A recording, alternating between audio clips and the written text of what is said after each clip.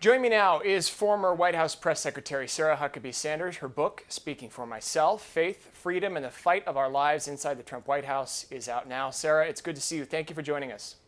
You bet. Thanks so much for having me, James.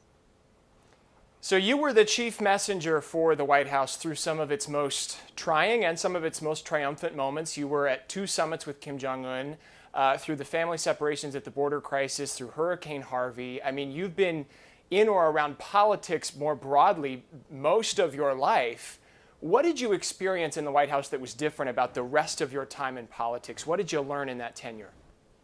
Well, I think one of the things, and certainly having worked in politics for a long time, you are very much prepared and fully expect for your policies to be challenged, for legislation you're driving to be challenged, but you don't prepare necessarily for the level of vitriol and personal attacks that we saw, not just directed at the president, but at the staff and everyone around him on the daily basis. And so that was something that was certainly, I think, new, while we had all, I think, experienced and expected there to be criticism. I don't think the level at which it came and the frequency with which it came was something any of us were really prepared for or expected.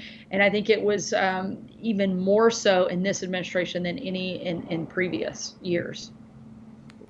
Would you like to see us go back to a more respectful, a more tolerant tone in our political discussion? Absolutely. Having been on the receiving end of that, I think it would be very nice to see a little bit lower temperature, particularly in the briefing room. But I also think it's better for the country. They're not getting good information in those moments because it becomes so heated and so much more about reporters becoming the story instead of just telling the story, and more about the back and forth and the palace intrigue than it is about things that actually matter to people that live in this country. Sure. You mentioned getting good information. Let's talk about that, because you know that when the nation needs leadership, the messaging coming from the White House has to be, among other things, consistent. Consistency is important in any crisis, especially a pandemic. We have heard the president both downplay the coronavirus early on and talk about its severity. I want to just play a portion of some of what he said for you and talk to you on the other side. Listen to this. No, I know a lot of people that had the flu. They were never in a coma. This is a very advanced, this is a very horrible thing we're fighting. And, when people like to compare it to the flu, it's interesting because I see the flu numbers and they're very bad. But when I look at flu numbers and I never lost anybody to the flu. Nobody died. They were telling me just now that the common flu kills people and old people is sort of a target. 36,000 deaths a year. People die, 36 from the flu. But we've never closed down the country for the flu. So you say to yourself, what is this all about? I think the president is certainly facing an unprecedented challenge, and he's trying to strike a balance between protecting lives and protecting livelihoods. I think one of the reasons you saw him start talking about the coronavirus so early and taking decisive action very quickly, like the travel restrictions from China, helped save thousands, if not millions, of American lives by taking that action. He also tried to work directly with U.S. companies, getting government out of the way, getting some of those regulations out of the way so they could produce and provide resources that the first responders needed.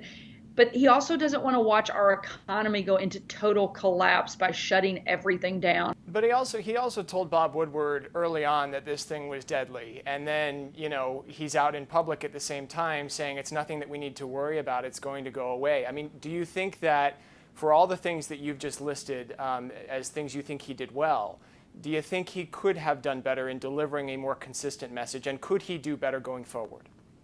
I think the president wants to keep the country calm. Certainly, I don't think creating panic across the country is going to be helpful to the process. His rhetoric is very similar to both Joe Biden and Nancy Pelosi, who said we shouldn't create hysteria. We don't need to panic. I think that is something you're going to hear from a lot of different leaders because they don't want mass hysteria running across this country. At the same time, we have to take decisive action. We have to do all that we can to fight back against this disease. I think if we want to be angry at anybody for unleashing this virus, we certainly know where that anger should be directed. That's towards China. I think that's where people need to focus their fire and their frustration is the place where this could have all been stopped to begin with. And sure, I mean, you know, we can litigate all we want where it started and how we could have nipped it in the bud to begin with, but now it's here is the fact, and it's killing people. And one of the things that experts say we need to do is maintain social distance. You know, whenever we absolutely can't do that, wear a mask. I know that you have defended the president's decision to hold massive indoor rallies.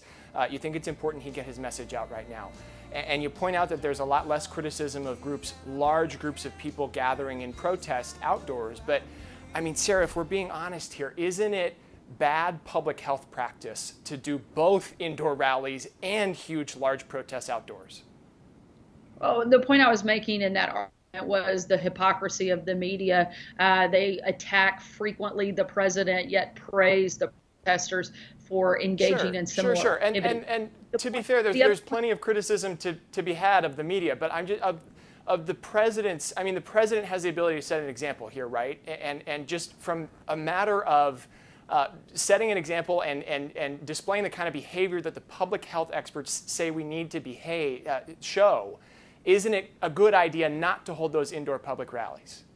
Well, and like I said before when I was first asked about this and the comments I think you're referring to, I did say that the campaign encouraged people to wear a mask. And at some point, though, people have to take individual responsibility if they are at high risk or they're afraid. Going to a political rally is not a requirement.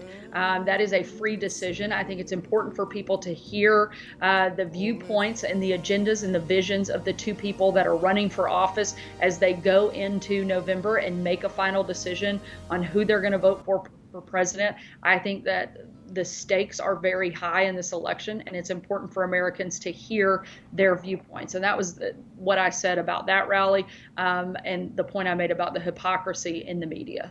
Let's talk about that election. I said before, you've been involved in politics most of your life. You know, you worked on your dad's Senate run in 1992. Your dad lost that race. You know, obviously not a hard thing, not an easy thing to accept. When you've worked hard on a campaign, you want to win this shot and you don't get it. Should politicians generally accept the outcome of elections? I think they should, as long and particularly if the elections are conducted freely and fairly. Absolutely, we should accept the result. Even if it takes days, maybe weeks to get an accurate count, you still think accept the result when it's there? I do think that we should accept the election results, but we have to make sure they were conducted freely and fairly. I think both of those things are important. The intelligence community has unanimously said that Russia is still meddling in our elections, maybe even more so this year than in 2016 or 18. Do you personally accept that assessment? Well, absolutely. I think we have to trust our intelligence agencies, and I think we have to do everything we can to protect the integrity of our elections. Since you left the White House, a DHS whistleblower has come out claiming agencies have had to censor their reports on Russia. Did you ever see any evidence of the president trying to stifle intelligence reports on Russia, especially about it working to undermine the election? No, but I did see Adam Schiff spend a lot of time telling the rest of us how he had proof, he had undeniable evidence that things had happened that never did. He still has produced nothing. I spent a good bit of my 2 years defending and pushing back against a ridiculous, outrageous narrative attacking not just the president, but everyone around him. And so, again, I find most of this to just be total ridiculous outrage, faux outrage by the Democrats and by the media elites. You write about the president's meeting and news conference with Vladimir Putin in Helsinki in 2018. It's the one that people remember where he sided with President Putin over our own intelligence community about election interference. You say in your book it was a missed opportunity to send an unmistakably clear message to Russia and other foreign adversaries not to interfere in our elections. If that's the case, why was it that the president sided with Russia that day? I know you said he thinks he had already taken a tougher stance than President Obama on Russia before that meeting, but there he was with Vladimir Putin by his side. Why wouldn't he say it? Just because it didn't happen in moment doesn't mean he hadn't talked about it a number of times prior to that and again after that. However, the president is trying to develop relationships with other leaders, trying to stop all of the back and forth between two countries, bring the tension down. And he had already made clear and had that conversation in private on multiple occasions prior to that day as well. And so I think he felt it wasn't in the best interest of trying to move forward in that relationship down the line at that moment. Okay, so let me drill down on this then. Do you disagree with the way the president handled that in that moment? Look, I was not elected to anything. I was the White House press secretary. My job was to speak on behalf of the president, of which I did. I'm proud of the work that I did. And at the end of the day, the president was the one who was elected. It's his decision to make how he thinks is best to work with other world leaders. You say in this book, and you've said in many an interview, you know who the president is when the cameras are off and the doors are closed. In public, Sarah, he has lauded people like Kim Jong-un, a ruthless dictator. He talked with Bob Woodward about the letters they exchanged. He even shared the content. He pointed out that he gets along better with some dictators like Kim Jong-un and Vladimir Putin and Erdogan than our country's allies. Why does he have this admiration for ruthless, powerful men? The president doesn't have an admiration. If anything, the president has been tougher on North Korea than his predecessors. He's imposed a maximum But he's talked about exchanging love letters with Kim Jong-un.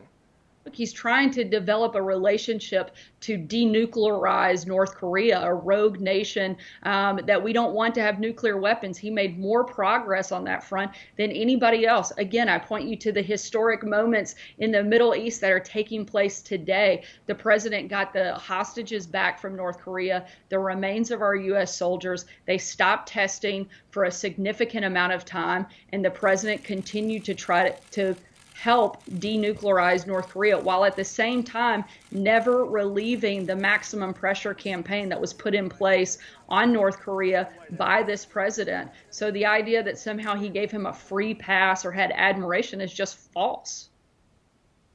Speaking of Kim, you write in this book that you had a bit of a strange experience with Kim Jong-un, a moment where you say, you made direct eye contact. This is a quote from the book. We made direct eye contact, and Kim nodded and appeared to wink at me. I was stunned. I quickly looked down and continued taking notes. All I could think was, what just happened? Surely Kim Jong-un did not just mark me. When you brought this up to the president, you say he joked and that maybe you should, go to North Korea and take one for the team, as you write. What went through your mind as the president was laughing about that? Well, I was laughing with the president. Clearly, the way that I wrote that would not indicate anything other than it was meant to be a joke. I never would think that anybody could conceive that the president meant that in anything other than a lighthearted moment. And certainly that was. You didn't feel disrespected at all? No, I didn't. I was laughing in the moment then. And again, any other time it came up, it was not meant to be anything more than that. Your book is on store shelves right now next to a couple of interesting ones. You've got Bob Woodward there and former FBI agent Peter Strzok. Let me ask you a question about both of them. First, I want to talk about Bob Woodward. Was it a mistake in your view? I mean, look, you worked in that communications office. It was your job to protect the president and his messaging. Was it a mistake for him to sit with Bob Woodward for nearly 20 interviews? Well, I think the president felt like the first book that Bob Woodward wrote was so negative that if he injected his voice, it might change the narrative. Unfortunately, I think that's the path that most of his predecessors have gone down as well. Bob Woodward, I don't think usually writes very friendly books about presidents one way or another, and I don't think that he was going to influence how that book ultimately turned out. So I probably wouldn't advise it, but one of the things I do like about this president, he's not afraid to take questions from reporters. He's not afraid to be engaged with the press on a daily basis and regularly give speeches or tweets in a number of varieties. He's constantly communicating with the American people. We talked to former FBI agent Peter Strzok yesterday. You had called him corrupt. You suggested in front of the national press he be fired. I asked him what he would say if the two of you were in a room together, because we'd love to be a fly on the wall for that. I just want to play you part of what he said and then ask you a question on the other side. Well, the first thing I'd ask her is what she told the special counsel, because I remember right after Director Comey was fired, she stood at the lectern at the White House, and she said that they had heard from numerous agents who were very supportive of the decision, who didn't like Director Comey, and that this was a great action by President Trump. And then when she sat down in front of Director Mueller, with a place where she had to tell the truth or be prosecuted, she in fact said that, well, that actually didn't happen. That maybe, she didn't have any actual conversations or facts to actually back up those statements. To me, that's not telling the truth. Can you just clear this up for us? What is the truth? That's actually not what happened, and that's one of the reasons I know that the Mueller investigation was a completely political and partisan hatch job, because that's not what I told, not Mueller because he wasn't there, but certainly his group of angry Democrats who treated me like a common criminal, despite the fact that I voluntarily came in and was not a target, nor was I a subject of their investigation, but that it was a slip of the tongue to use a particular word, not that I hadn't been contacted. And so Peter's recollection of that is actually not accurate. I write about it extensively in the book. I encourage people to read the entire chapter on this front and the 2 years wasted attacking the president, attacking everybody around him. Thankfully, we have had the end of the Mueller investigation. Attorney General Bill Barr and Deputy Attorney General Rod Rosenstein totally vindicated and exonerated the president in this process. Okay, but clear this up for us on this point. I mean, did you hear from countless FBI agents who wanted Comey fired? What I said is I'd heard from a number, but it probably wasn't countless, and I shouldn't have used that particular word. That doesn't mean that I lied. It means that I misspoke and I used the word that a word I shouldn't have. Sarah, the book is out. I mentioned it's cornered in there with a couple of other big books right now. I know that you'd like people to read it and hear your story.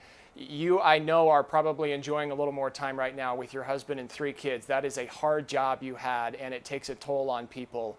But what's next for you? I mean, it's been a little over a year now. Are you thinking about going maybe on the campaign trail to run for governor of Arkansas? Definitely considering it, but right now my focus is on 2020, and once we get through this election cycle, I'll make a decision about what's next. Who has advised you that it would be a good idea? I've had a lot of support from a lot of different people that have encouraged me to either run for this office or something else. And like I said, my focus is on helping the president get reelected in 2020. And I'll make a decision after that about whether or not I'll make a run for governor here in Arkansas. Sarah Huckabee Sanders, I know that you're going to be getting a lot of questions about the gubernatorial race in Arkansas. So thank you for fielding a couple of ours and for spending some time with us here on Newsy. We appreciate it. You bet. Thank you.